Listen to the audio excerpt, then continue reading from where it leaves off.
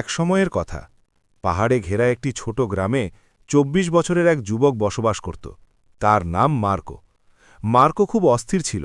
তার মন সবসময় ভাবনায় পূর্ণ থাকত। সে সবসময় অতীতের জন্য দুঃখিত থাকত এবং ভবিষ্যৎ নিয়ে অনেক চিন্তিত থাকত। রাতে ঘুমাত না। একদিন মার্কো এক দূরবর্তী পাহাড়ি গ্রামে একজন বুদ্ধিমান বৃদ্ধের কথা শুনল। মানুষ বলত সেই বৃদ্ধ আগে শহরের একজন প্রসিদ্ধ মনোবিজ্ঞানী ছিলেন। তিনি জীবনে অনেক মানুষকে সাহায্য করেছেন এবং তাদের শিখিয়েছেন কিভাবে মনকে শান্ত রাখা যায়। এখন তিনি বৃদ্ধ। তিনি শহরের ব্যস্ত জীবন ছেড়ে প্রকৃতির কাছাকাছি শান্ত একটি গ্রামে বসবাস করছিলেন। মাঝে মাঝে তিনি আগতদের কিছু পরামর্শ দিতেন। সে এক রাতে সিদ্ধান্ত নিল যে অবশ্যই তাকে সেই বৃদ্ধের সাথে দেখা করতে হবে। সে ভাবল, হয়তো এই বুদ্ধিমান মানুষ আমাকে শান্তি খুঁজে পেতে সাহায্য করতে পারে। মার্কো পরের দিন পাহাড়ি পথে হাঁটতে শুরু করল, ওই বৃদ্ধের খোঁজে। সে যত তাড়াতাড়ি সম্ভব পৌঁছাতে চেয়েছিল বৃদ্ধের নিকট। পাহাড়ের মাঝ দিয়ে দীর্ঘ ও ক্লান্তিকর যাত্রাও তাকে থামাতে পারেনি। মার্কো পাহাড়ি গ্রামে পৌঁছাল। সেখানে পৌঁছালে সে দেখল সবুজে ঢাকা একটি ছোট ঘর। ঘরের বারান্দায় বৃদ্ধ শান্তভাবে বসে আছেন। সে বৃদ্ধের কাছে গেলেন এবং বললেন, আমার মন খুব অস্থির। আমি ভাবনা থামাতে পারছি না। আমি চাই আমার হৃদয়ে শান্তি থাকুক। আপনি কি সাহায্য করতে পারেন? বৃদ্ধ ধীরে ধীরে চোখ খুললেন এবং শান্তভাবে হাসলেন। তিনি বললেন, তাহলে তুমি শান্তি খুঁজছ? আমি তোমাকে একটি ছোট কাজ দেব, সেটা শেষ করো, তারপর আমি তোমাকে শান্তির পথ দেখাচ্ছি।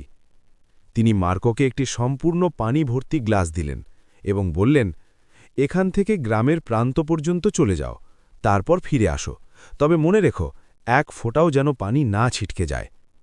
মার্কো অবাক মুখে বৃদ্ধকে দেখল, কিন্তু সে তার সেরাটা দিতে চাইল, তাই চ্যালেঞ্জটি গ্রহণ করল।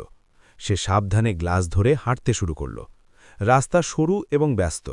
কিছু মানুষ হাঁটছিল, কিছু দৌড়াচ্ছিল। কুকুর ঘেউ ঘেউ করছিল। কিন্তু মার্কো চারপাশে তাকাল না, তার চোখ শুধু গ্লাসের দিকে। সে ধীরে ধীরে এবং সাবধানে এক এক ধাপ এগোল। মানুষজন অবাক হয়ে দেখল, কিন্তু কেউ তাকে বিঘ্নিত করল না। তারা জানত সে গুরুত্বপূর্ণ কিছু শিখছে। শেষে মার্কো বৃদ্ধের কাছে ফিরে এলো এবং বলল, আমি করতে পেরেছি, এক ফোঁটাও পানি পড়েনি। বৃদ্ধ মাথা নাড়লেন এবং হাসলেন। তারপর তিনি প্রশ্ন করলেন, ভালো হয়েছে, কিন্তু আমাকে বলো, তুমি কি রাস্তার পাশে খেলছে এমন শিশুদের দেখেছ? কুকুরের আওয়াজ শুনেছ? মার্কো অবাক হয়ে বলল, না, আমি কিছুই দেখিনি বা শুনিনি। আমি শুধু গ্লাসের দিকে মনোযোগ দিয়েছি। বৃদ্ধ আবার শান্তভাবে হাসলেন এবং ধীরে বললেন, এটাই রহস্য। যখন তোমার মন কোনো কাজে স্থির থাকে এবং তা মন দিয়ে করো, তখন ভয়, বিভ্রান্তি বা অতিরিক্ত চিন্তার কোনো জায়গা থাকে না। তুমি শুধু গ্লাসের পানির কথা ভাবছিলে, তখনই তোমার মন পুরোপুরি শান্ত হয়েছিল।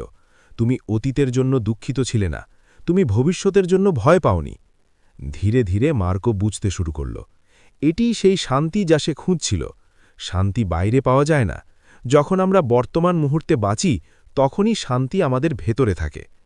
যদি গল্পটি পছন্দ হয় তবে লাইক দিন এবং আপনার বন্ধুদের সাথে শেয়ার করুন। আরও অনুপ্রেরণামূলক গল্পের জন্য আমাদের চ্যানেলটি সাবস্ক্রাইব করতে ভুলবেন না।